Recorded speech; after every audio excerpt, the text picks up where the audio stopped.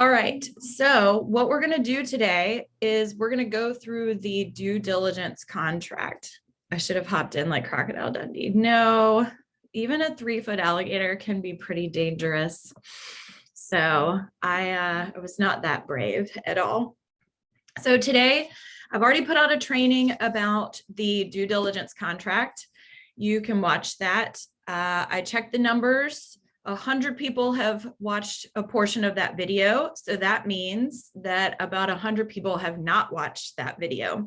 And so since this is going to be so much a part of our world, I don't love to repeat myself, but I wanted to sort of breeze through that training and then get the questions that you have about the new contract and whatever wild scenarios you think you can come up with. Let's talk about them as a group.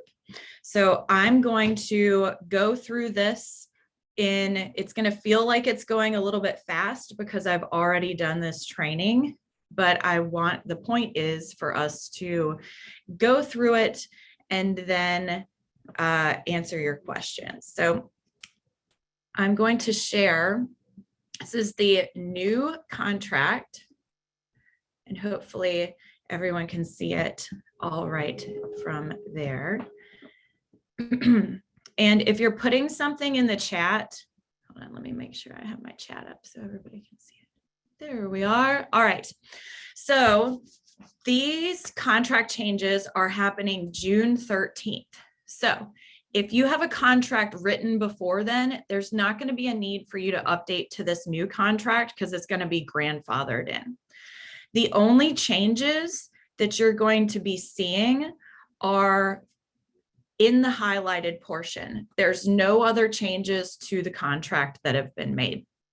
So what we've taken is the due diligence language from the existing contract and the due diligence language from the addendum, and it's now added into the contract. So the only changes to the contract in its entirety is number 8 right here. They've removed the language for as is, they've removed the language for repair procedure, and then they've combined the existing due diligence language with the language from the due diligence addendum. So we're going to read through this really quick.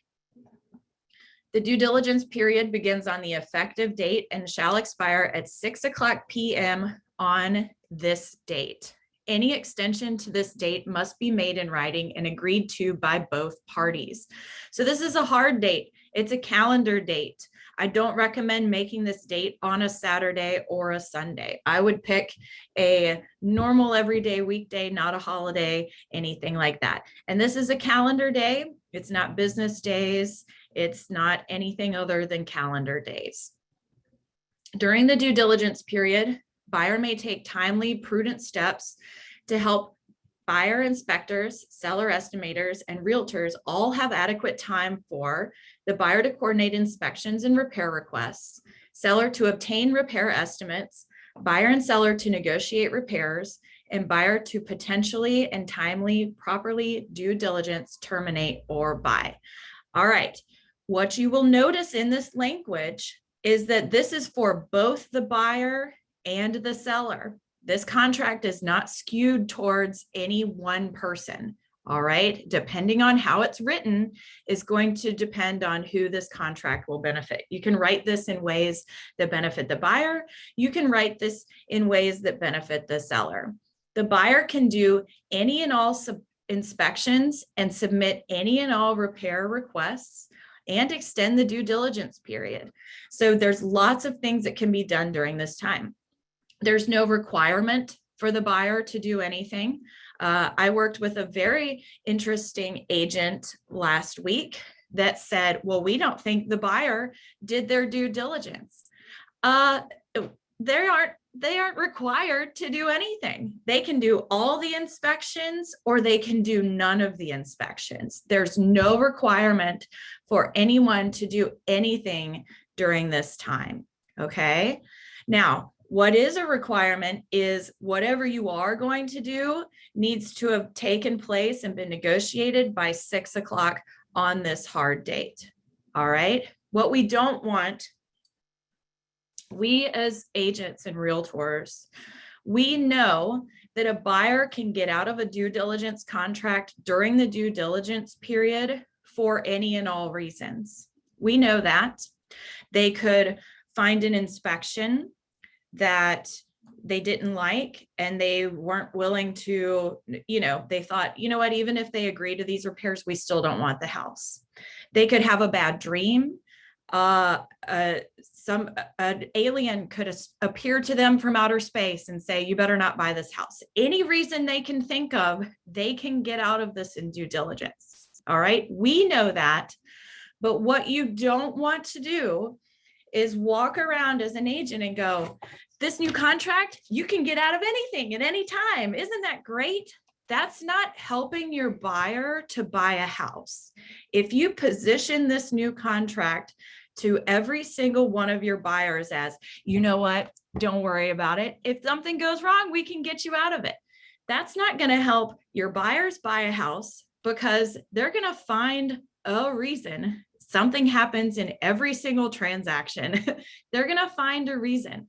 So position this as, this is so great because you're going to have a chance to inspect the house to the degree you see fit. You can find all the answers.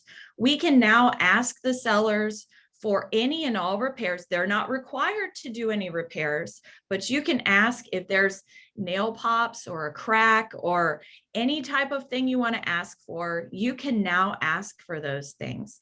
And if we don't happen to come to an agreement, then you won't be forced to buy this house. We can get you out of this contract if we don't come to an agreement, and we can find another house where the sellers are willing to work with us, and we can reach an agreement and we can help you. Do you see the difference there? If you start with this get out of jail free card, if you will, right out of the gate every time, I promise you, you're not helping your clients and you're not putting any money in your pocket. Of course, we don't want to position this as, well, every house you write a contract on, you have to buy, but you need to make sure that you're educating your buyers that even though you can release from this contract during the designated time, that's not how you want to position it. So make sure you're practicing, you're role playing with the other agents in your office. You're talking about this with me, with your office leadership, because we don't want to see a ton of contracts ratify and then fall out. It's hard enough to get a contract ratified these days without beginning the conversation with, you know what, if you get a bad feeling, we can just walk away from it. That's not helping them. They don't go through this process as often as we do. And of course, they're going to have a bad feeling. They're getting ready to make the biggest financial purchase of their life. They're going to have some mixed feelings along the way. So do our clients a favor and make sure you're educating them on the best way to use this, but you're not positioning it as, we're going to write a contract on anything, and the second you get a bad feeling, we're going to walk away. All right. I hope I explained that clearly. All right. So moving on through here. During the due diligence period, the seller agrees that the buyer may rely on the following list of 5 items in accordance with the contract and laws. Buyer is solely responsible for inspections. Buyer is solely responsible for inspections. All right. The seller is not obligated to do anything or pay for anything as far as inspections go. Buyer is not required to inspect. Like my new friend that I made last week who said, I don't think the buyer did their due diligence. They don't have to do their due diligence. They don't have to do anything. They are not required to do anything. Until the buyer timely and properly terminates the contract or the parties agree on an amended contract, the buyer can rely on 1, 2, 3, 4, and 5. Time is of the essence.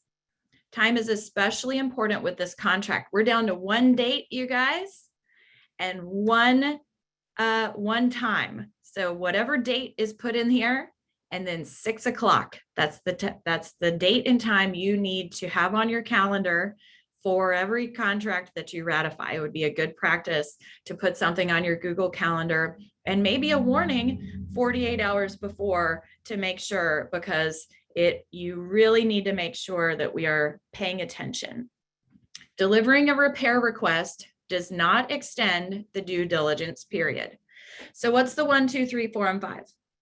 Number 1, conduct and obtain inspections, for example, on-site conditions or off-site conditions. Deliver repair request notice to the seller, that's SCR 525, with all repair requests and all portions of reports. Proceed under the amended contract, for example, SCR 310, 525, 390, or 391. Proceed under an as-is contract if the buyer desires to buy anyway, or the buyer wants the property without repair.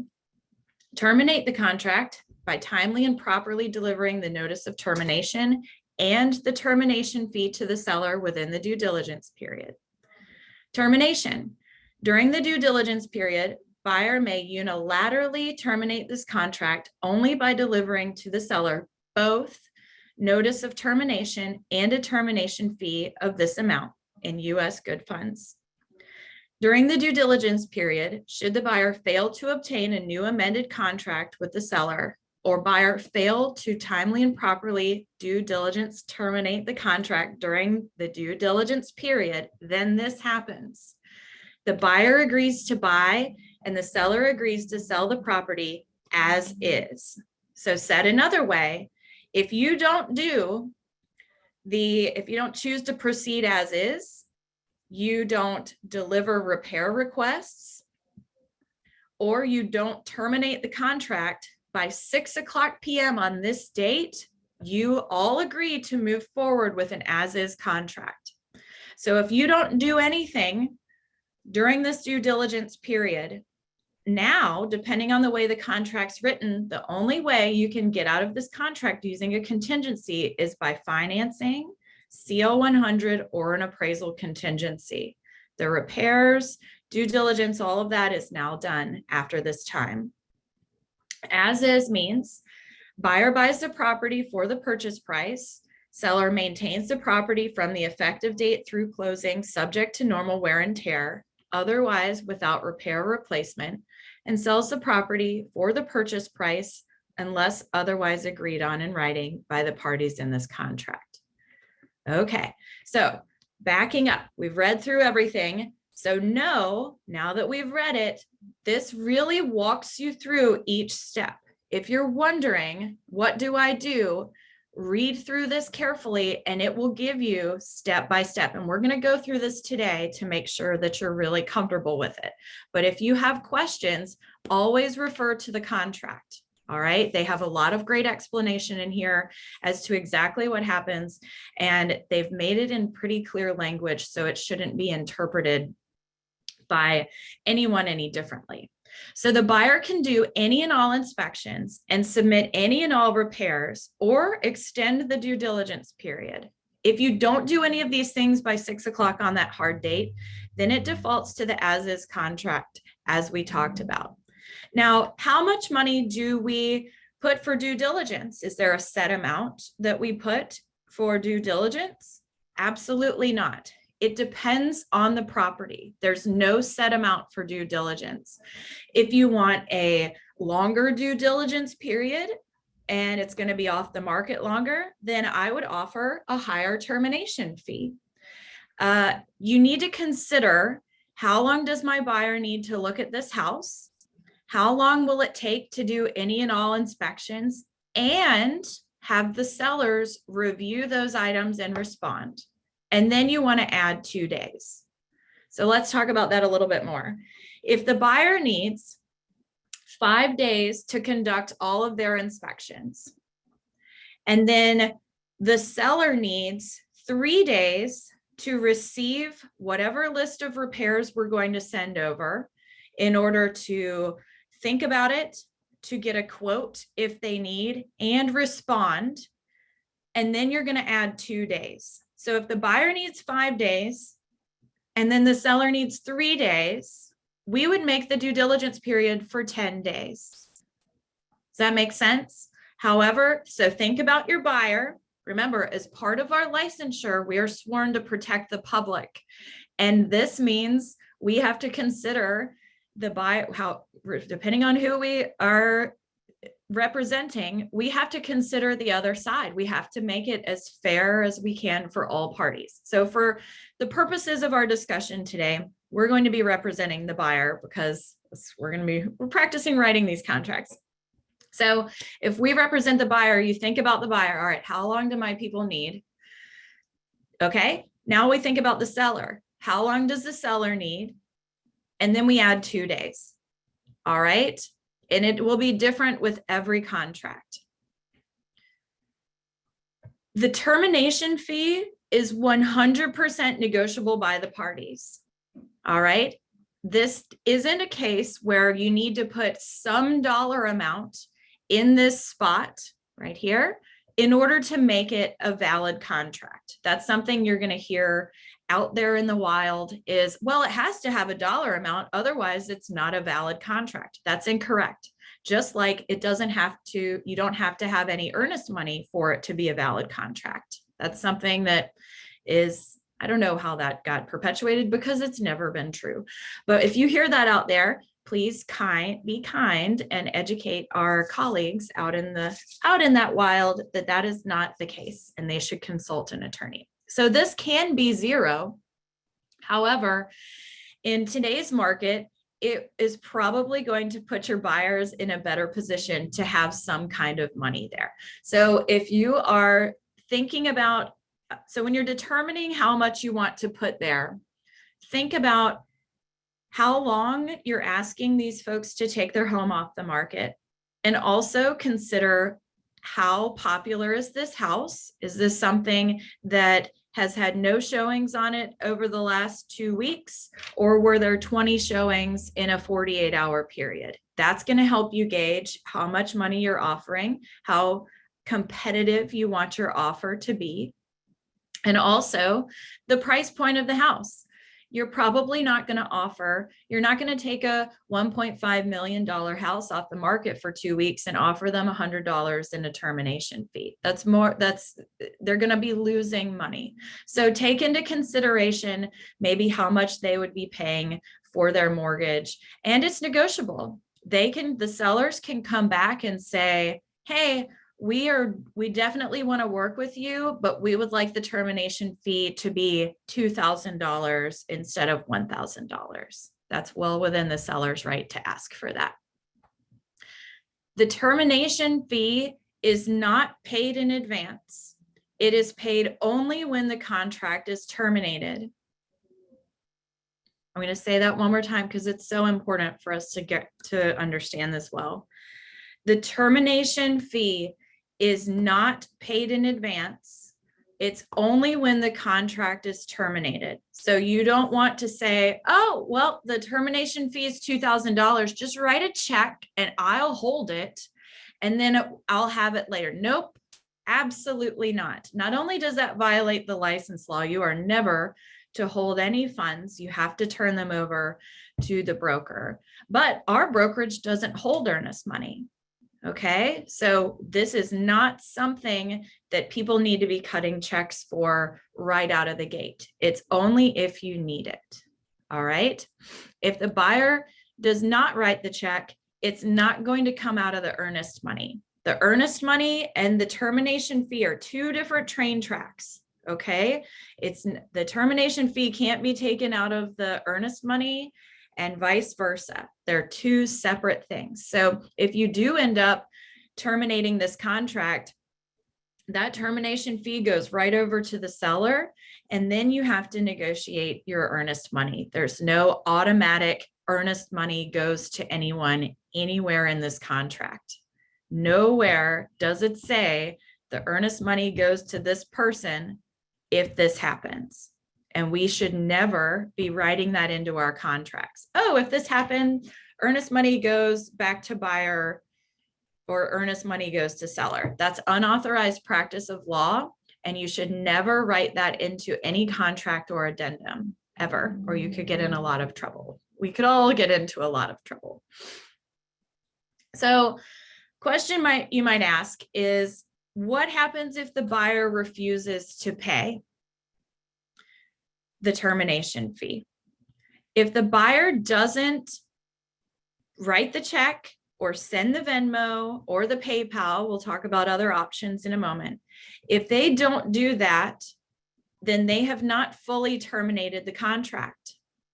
All right. So in order to terminate this contract during the due diligence period, here's what you have to do.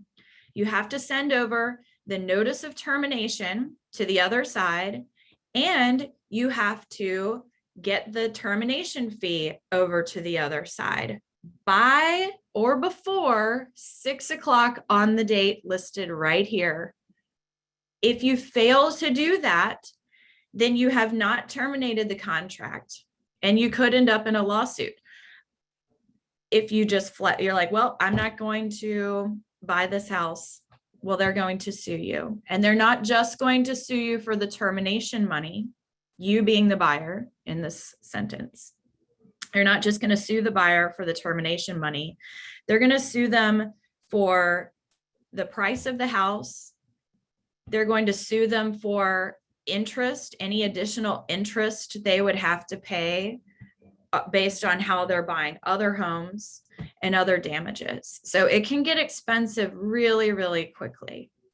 All right. Now, when they considered moving us to a due diligence contract, this isn't something a group of attorneys decided for us. The people on the board who made this decision are licensed practicing real estate agents. There's one attorney that advises the board, but they aren't part of the decision-making process. So this isn't something that's being forced on us by people who don't practice real estate. Now, Austin Smallwood, he's our representation up at the state level for us realtors.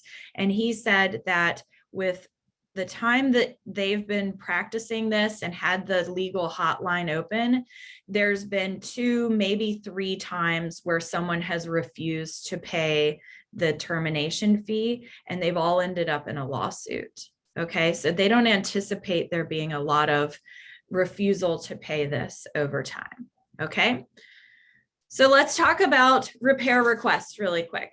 So the beautiful part about this new contract is there's not restrictions on what you can ask for as far as repairs. You can ask for structural items to be repaired. You can ask them to mow the grass. You can ask for anything you want on that contract. So, but there's always a give and a take. But there's nothing in the contract that says the sellers must repair X, Y, and Z. So we got to give a little on both sides here. It's whatever the parties agree to.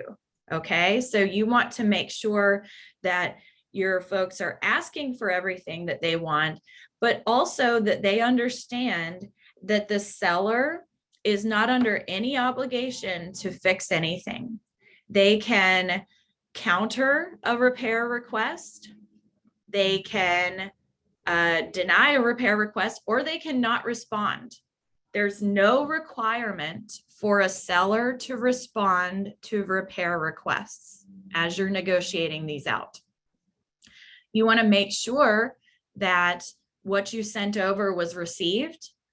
Make sure no one's forced to do anything, Mike. He asked, are you forced to do foggy windows now? Nobody's forced to do anything. Just like the buyers aren't forced to do any repairs, the sellers are under no obligation to fix anything. Even if there's a 6-foot hole in the roof, they aren't required to fix it unless they want to. So there's no obligation there. So let me get my mental train back on its track. We're talking about repair requests. Okay. So what do you want to make sure you're doing when you send over your repairs? First, don't send over your repair request before all of your inspections are done. So I'm getting myself distracted. So I'm going to hide the chat for a minute. You guys keep putting questions in the chat and I'll come back and answer them all in a row. So don't think I'm ignoring you. I just want to get through my material and my brain is squirreling over to your chat. So I've hidden the chat. Keep your questions coming and we're going to go through them all at the end.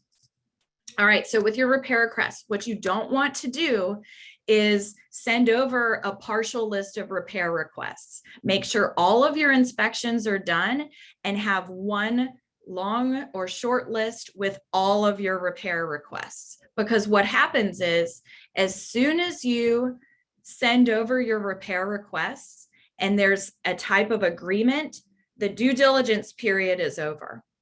All right, so once you have come to an agreement on your repair addendum, the buyer waives any due diligence right to terminate the contract. So if you send over your list of repairs and you still have 7 days left of your due diligence period and the seller responds and you make an agreement on the repairs, even if you have 7 days left of your due diligence period, it doesn't matter. As soon as you come to an agreement on the repair addendum, the due diligence period ends. So what you don't want is them saying, oh, but it says right here on the contract that I have another 7 days. No, you don't. There's an agreement, an amendment that happened, and that supersedes the contract. Okay. So in order to set yourselves and our clients up for success, you're going to make sure your repair request expires before the due diligence period ends. That way, if the seller doesn't respond to the repair requests, which they do not have to do, there is no requirement for a seller to respond to repair requests. And this isn't new, by the way. This took someone by surprise the other day. This isn't something new. The seller is never under any obligation to respond to repair requests. But by making your repair request addendum expire before the due diligence period ends, that way you have some wiggle room to make a plan.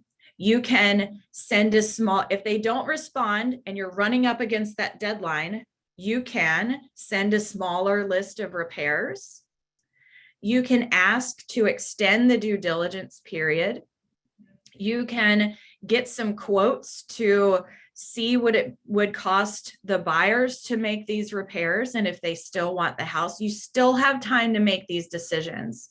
But what you don't want to do is back those deadlines up right on top of each other so that you're scrambling and you put our clients in a challenging position. So make sure you're thinking about these timelines and save yourself some wiggle room.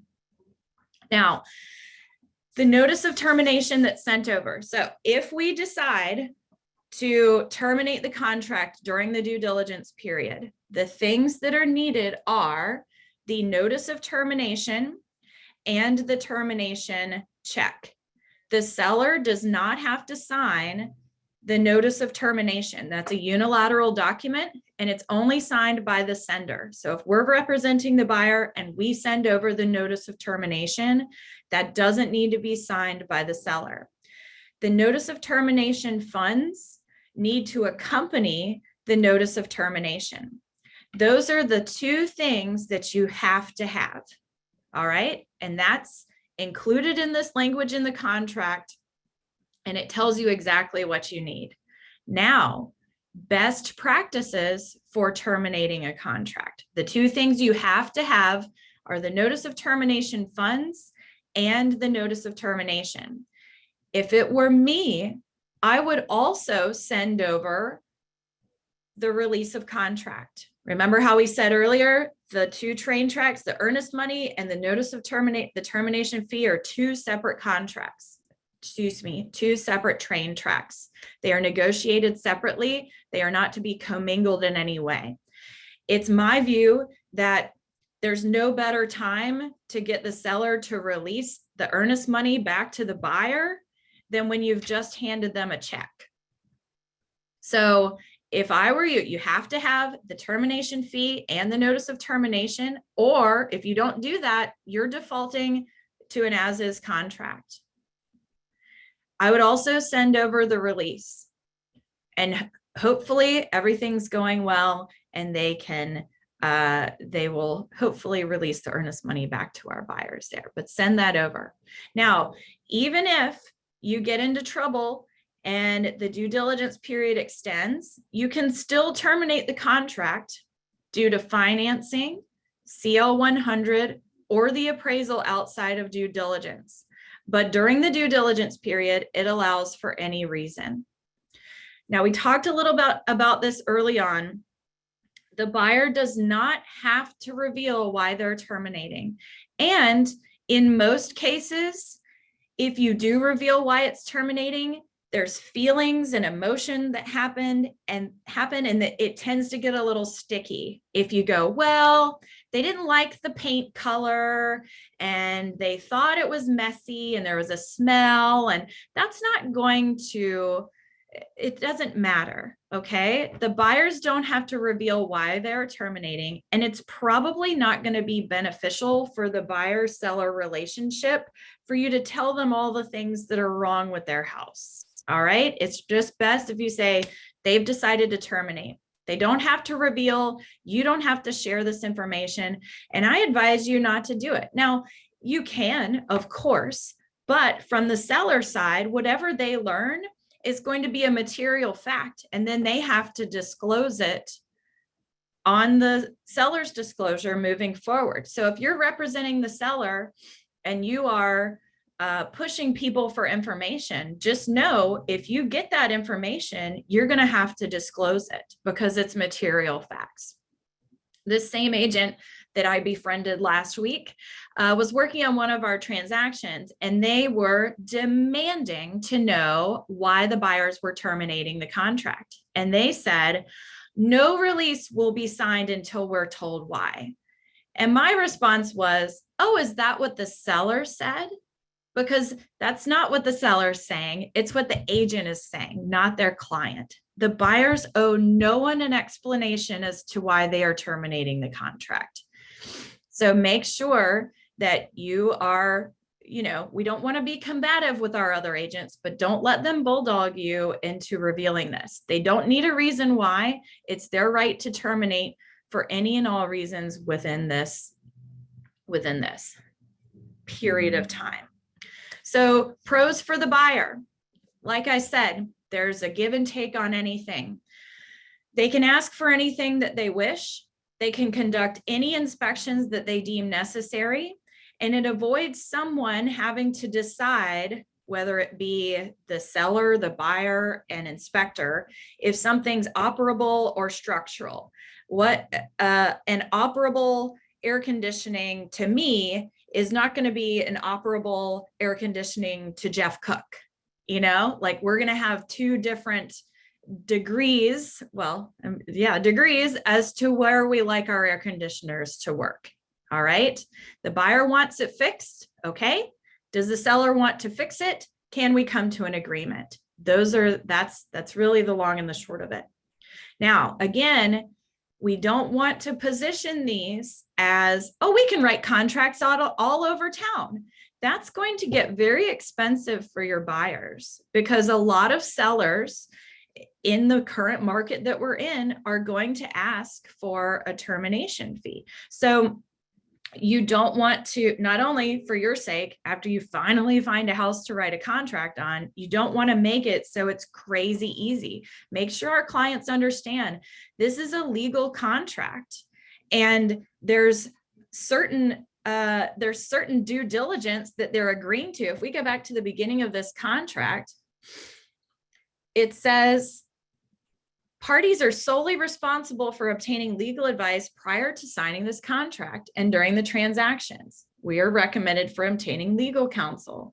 There's other language in here that they are agreeing to, that you've already done some due diligence on this house before you sign this contract. You know about the covenants and restrictions. You've done research on the neighborhood. You're agreeing that you're already far along in your process. The due diligence period is to uncover items that you can't find on the internet and you need access to the house.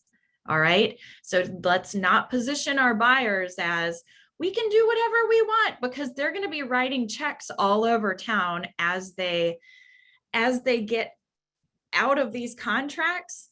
And that's going to decrease their purchase power, because most people don't have thousands upon thousands of dollars just to throw away into the ether on these contracts. So make sure they understand that even though we want to do whatever we can because you want this house, and houses are kind of hard to come by right now. So it's going to be less of a challenge on that in this market.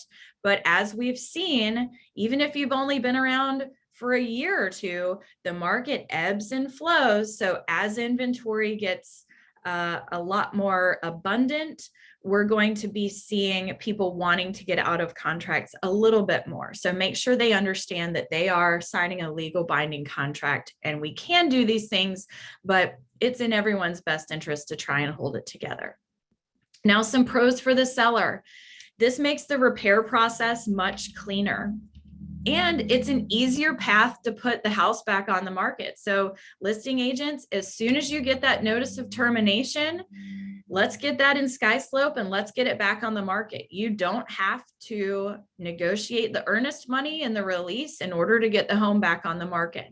All right. And that goes for someone that you're working with as well. Don't be shocked that shortly after you send that notice of termination over, that the home's back on the market. They're marketing that house for their sellers, just like we market the house for our sellers. Another pro for the seller is the termination fee can be obtained. So in the way that everyone was writing repair procedure, there was no money. They had to fight over the earnest money. Now there's a little bit of a guarantee for the sellers, and it'll be easier for them to take it off the market because they'll be compensated. So for us agents, there's not going to be debates on repair options. We're not going to have to go to bat about what's structural, what's electric, what's a plumbing system. There's only one deadline to keep track of. And there's also no more debates over whether it's operable or structural. It also is going to help us from practicing outside of the scope of our license. Now, some cons to this. The buyer can walk for any reason. Yes, we know that, but that was the same as before. There's no contractual deadline for the seller to respond. So you are going to have some cases where the seller doesn't respond to you, and that's okay. What I would do is when you send over those repair requests, the repair addendum, make sure it's received, confirm that it was received. And that way, you know, okay, they've missed the deadline. They're not responding. This is their strategy, and that's okay. And we're going to have decisions to make forward because Mr. Buyer and Seller, we talked about the chance that they may not respond to our repair request. We talked about that in advance. So you will be prepared for that. And we made this deadline a little bit longer so we have some wiggle room to make our decisions. Make sure you're telling your buyers about that process so that they aren't hurt or upset if they don't get a response. There's no standard for the termination fees. Like we said before, it depends on the popularity of the house, how long you're asking to take it off the market, how much the seller wants for the termination fee. But what you need to make sure your buyers understand is that they need to be able to write that check or send those funds on a moment's notice. Okay, so let's say that we have someone that lives in California. So we all know that the contract is on South Carolina time. It doesn't matter if the seller's in Australia and the buyer's in California, it's all on South Carolina time. So it's the effective date and it expires at 6 p.m. and it's 4 o'clock that day. That is not the time for you to try and figure out where this money needs to go. Okay. This is a conversation that needs to be had at the beginning of the transaction. So if you go, my screen will load for us. If you will see, this says draft, but it's the same as the current contract. It says notice, address, email, fax. So the notice address here for the seller, that's where the money needs to go. And the conversation you need to have with the listing agent is, all right, in the unfortunate event that we need to terminate this contract, how would the seller like their termination fee to be paid? is there do you want me to drop off? Do you want them to drop off a check? I would never advise you to drop off a check for your clients. That's putting you in a really, really bad position. It's their responsibility to deliver the check by 6 p.m. to that address. Now, what you need to ask the selling agent is the address on the contract, is someone going to be there for me to drop this check off to? If not, where can I meet you? If everyone is out of town, then we need some type of electronic way to do this. Okay, so do they use Venmo? Do they use PayPal? What is their handle? Get screenshots of it and have a paper trail. Because if you've ever used PayPal or Venmo, if I'm supposed to be sending $2,000 to Ed and it goes to Catherine instead, Catherine's going to be like, oh, I just got $2,000 sent to my PayPal. There's no recourse for me to sue Catherine for my $2,000 back. You have to make sure you know where that's going. So come to an agreement early in the process. And that way at 4 o'clock on the date that due diligence ends, everybody knows what they're supposed to be doing. If the buyer's driving a check across town, they know where to go, and you've confirmed that someone's going to be there to pick it up. If we're using Venmo or PayPal or whatever they've agreed upon, you have a screenshot of exactly where that money's supposed to go, and your buyer has it as well. And then what you'll do is they'll send the money over. They'll send you a screenshot that shows $2,000, $200, whatever has gone to whoever. And then you send that over and say, we've sent the notice of termination, and here's where the funds were sent. Okay. All right. I think we've covered a lot of ground here. Let me go back up in our question. So what's the relationship between earnest money and the termination fee? These things are two different things. The earnest money is how much they would offer in earnest to accompany the offer. That is agreed upon and can only be released between a mutual agreement of the parties, a closing, which would go back to the buyer, or a court order. There's nothing in the contract, nothing nowhere, unless there's a separate agreement signed that determines where the earnest money goes. Okay.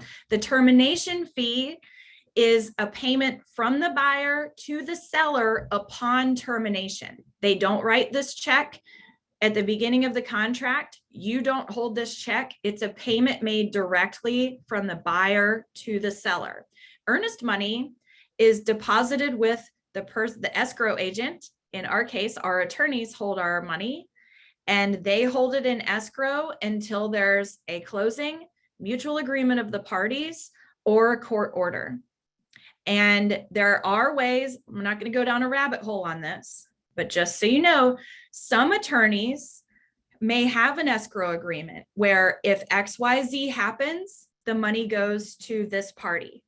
That is up to each individual attorney. To my knowledge, none of the attorneys that we have ever used have one of these, but it is possible. Jim says, looks to me like listing agents should review a blank offer contract with their sellers before offers are received. Absolutely, yes. And it would be good to do on the buy side as well. What's a recommended amount of time for wiggle room between the repair request expiration date and the due diligence period's expiration date? That is a great question. So I would give at least 48 hours, but it depends on every contract.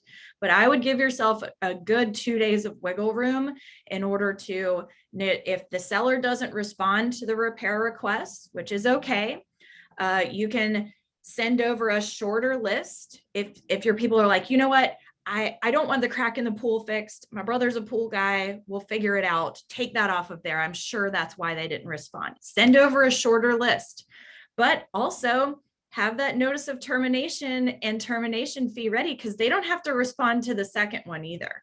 You're going to want to make sure that the selling agent, the listing agent received it, and then go from there. Victoria, I don't know what gesture you're talking about. Let me know if I need to stop doing something. Caitlin, what about the CO 100 and appraisal? Sometimes they end up needing repairs from both of them. Would you have them both done in the due diligence period? Okay, this is a great question. Thank you, Caitlin, for this. So they are separate contingencies. However, if you have someone that says, you know what, I'm never living in a house with termites again. If there's one termite, I don't want this house. You don't want to wait until later on in the process to have that CO 100 done. If you have someone that's that hell-bent on, I will never have a house with termites, or their kid has crazy asthma and they need to make sure there's no moisture in the house, get that done during the due diligence period. Okay, because what you don't want to happen is someone with bad allergies, really against termites. Someone I heard likes to say there's two types of houses in South Carolina, ones that have termites and ones that will get termites. So it's not something that can be avoided forever. But if someone had a bad issue with this previously, they may feel very strongly about it. So whatever those items are, whether it be the CO 100 or the mold or whatever, do those inspections during the due diligence period. CO 100s aren't terribly expensive. Yes, if you have a longer close date, those are only effective for 30 days. There may be that you need to get another CO 100 before it closes, or waive the CO 100 contingency if you've already determined that it's clear and everyone's comfortable. But if those types of items are hot button items, go ahead and do that during the due diligence period. And if they are like, don't like the report, I want out, perfect. You've set them up for success. They can go find another house that works for them. Now, with the appraisal, that's going to be done on a separate timeline. Again, if your people are, really crushed on this, move it up, order it as soon as possible. But I think with the CO 100, yes, you can still ask for repairs. If the bank requires repairs, they will still ask for them. Those are separate tracks because they're separate contingencies. All right. What about delivering the termination fee to the closing attorney? My brain's, every time I see TF, because that's a new acronym, my brain's like, what does TF mean? It's termination fee. Thanks, Jim. Great question. So what about delivering the termination fee to the closing attorney?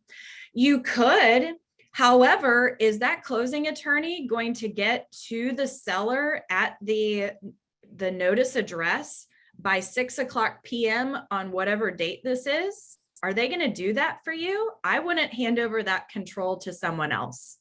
So if that's an agreement you want to make, that the closing attorney is going to release the funds to the seller at exactly this time, but what if you can't get in touch with the closing attorney? What if they're in court all day? What if they have closings all day?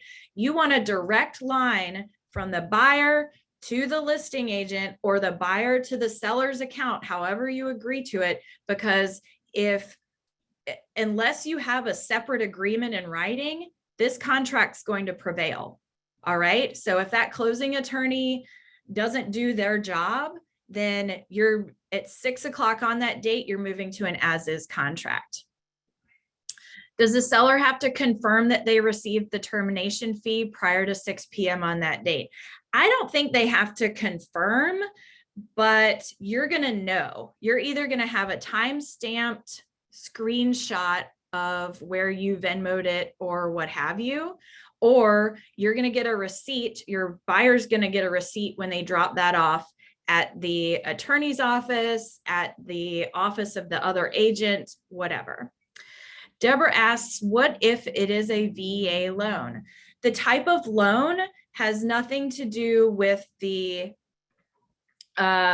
termination fee. It has nothing to do with due diligence. Okay, the type of loan doesn't determine. Now, the VA may require certain things with their appraisals. They may require certain conditions as to the house, but bank ordered repairs that are done that's the bank doing it. So either the buyer wants to sell their house and will make the repairs. And if they don't, then the buyer loses financing and we get out through the financing contingency.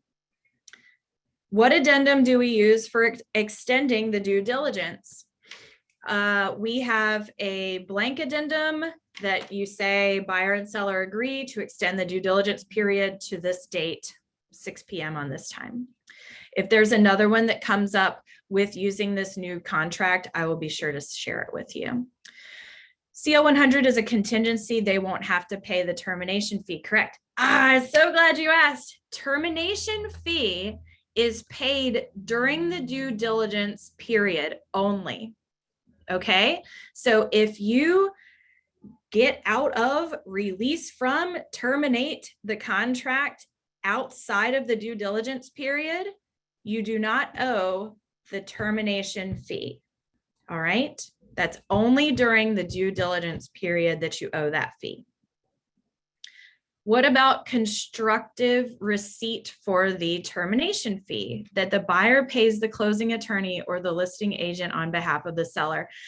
Any agreement on how the termination fee is to be paid needs to be an addendum to this contract agreed upon in writing by both parties.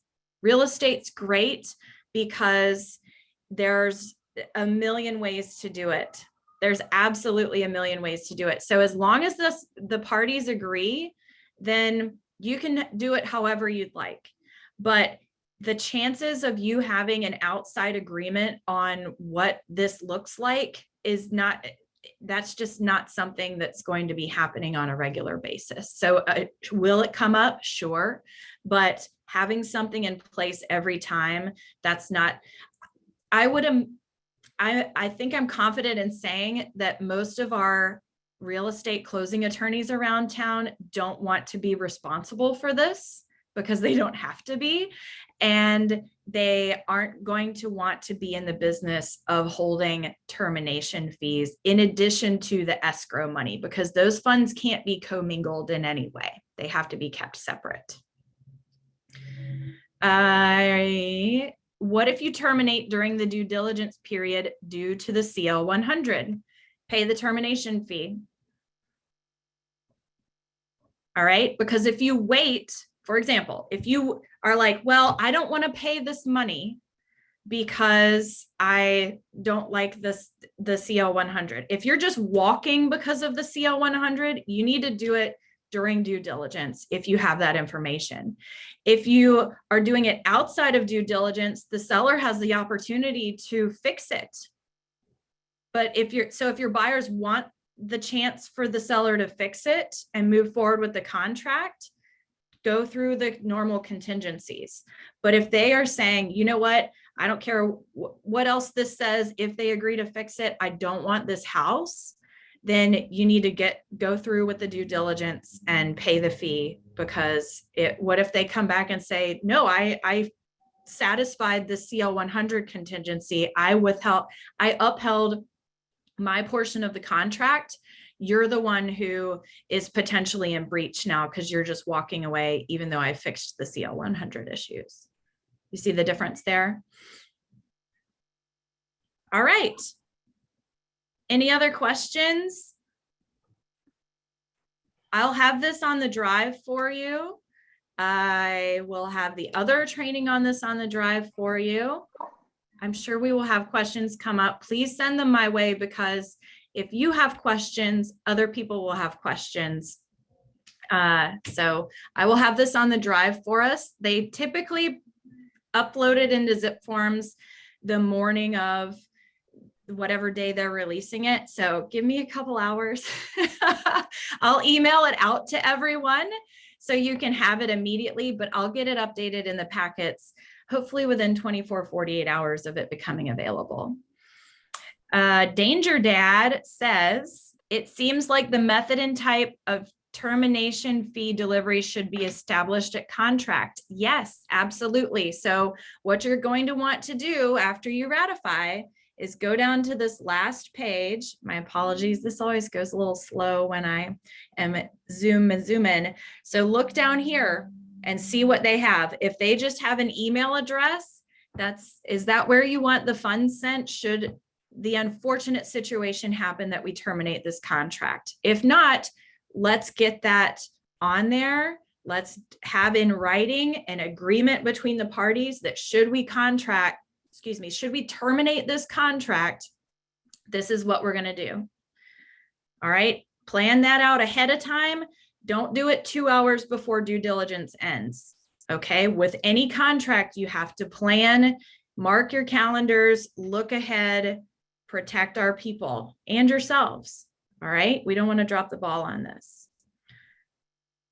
Any other questions?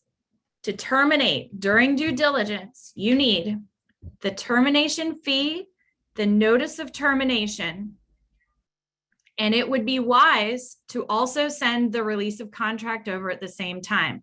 Do not send a release and the termination fee. That's not getting you out of the contract. That's not properly terminating the contract during the due diligence period. Okay. A clause where the seller gives the information at ratification, not post. I don't think we're going to be writing anything into the contract, but as long as you have a back and forth email or whatever, that's going to be how you pay those funds. Okay. All right, gang. Thank you so much for your time today. I will have this on Workplace and in the agent support library for you shortly to refer to. If you have questions, let me know what questions you have so I can help you. Okay. This is going to be a little bit of a shift, but it should be just fine. And thank you for being here today. I appreciate you guys showing up. Bye.